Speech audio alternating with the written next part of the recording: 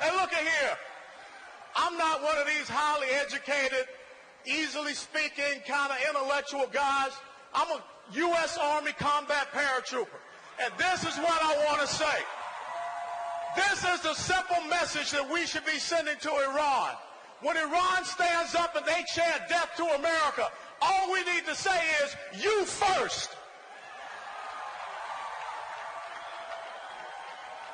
What message are we sending? What message are we sending when we sit down at the table with the #1 state sponsor of terrorism? What message are we sending when we sit down with a country that is holding 4 Americans hostage? No different from the last time we had a weakling in the White House when we had 53 Americans being held hostage. What message do we send when we create this false narrative about either we sign this piece of paper that just the same meant nothing to Adolf Hitler, it means nothing to the Ayatollahs, or the only other alternative is to go to war? Well, let me tell you something. The United States of America is about victors. The United States of America is about champions. The United States of America does not surrender to a bunch of black-robed, crazed clerics that want to see us destroyed.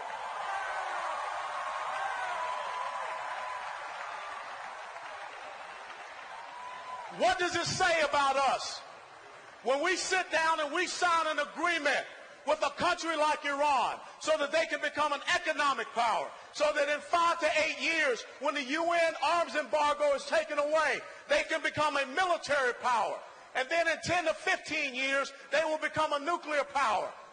But yet we stand up and say we're going to cut our United States Army by 40,000. We are the smallest Marine Corps since World War I, the smallest Navy since 1917, the smallest and the oldest Air Force since we created the modern Air Force. What message does President Obama send to these people over in Iran? It's not the message that was sent to Britain 239 years ago at Lexington Green when we fired the shot that was heard around the world.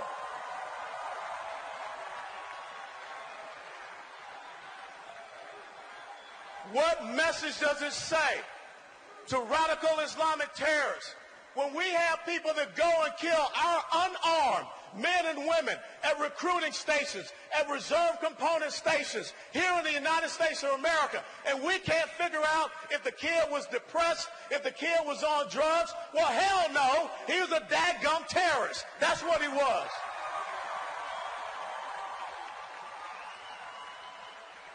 Now, I got to tell you something. I got to hurry up and get off this stage because I got to go to a fundraiser and a Broadway show.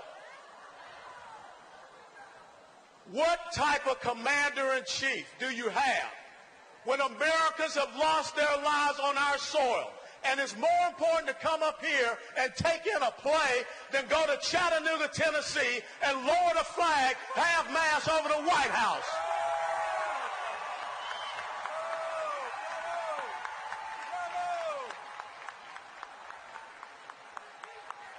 It's very simple, ladies and gentlemen.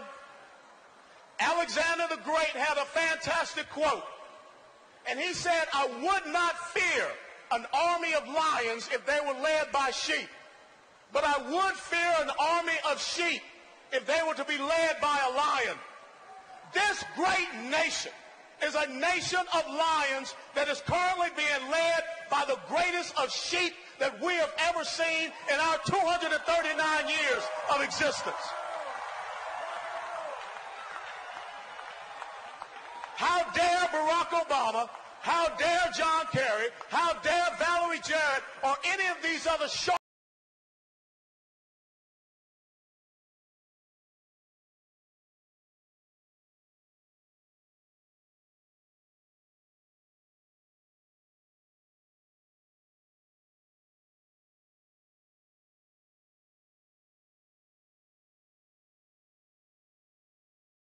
Patriot and the summer soldier will shrink from his duties. But to those who will make a stand, those of you that are here in Times Square, you will deserve the love and admiration of all men and women. Ladies and gentlemen, it's not over. You being here sends a message that the United States of America, I don't care who is occupying the White House, we're not surrendering our liberty, our freedom, our way of life.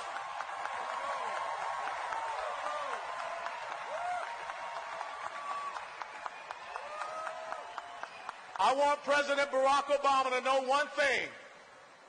You may say that you have done something that no one else has ever done.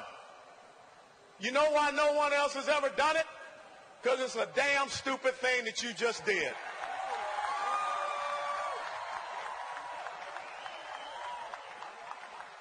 And if people are upset because of what I'm saying, I really don't care. Because I had a father that stood in World War II. I had an older brother that stood and was wounded at Quai Son.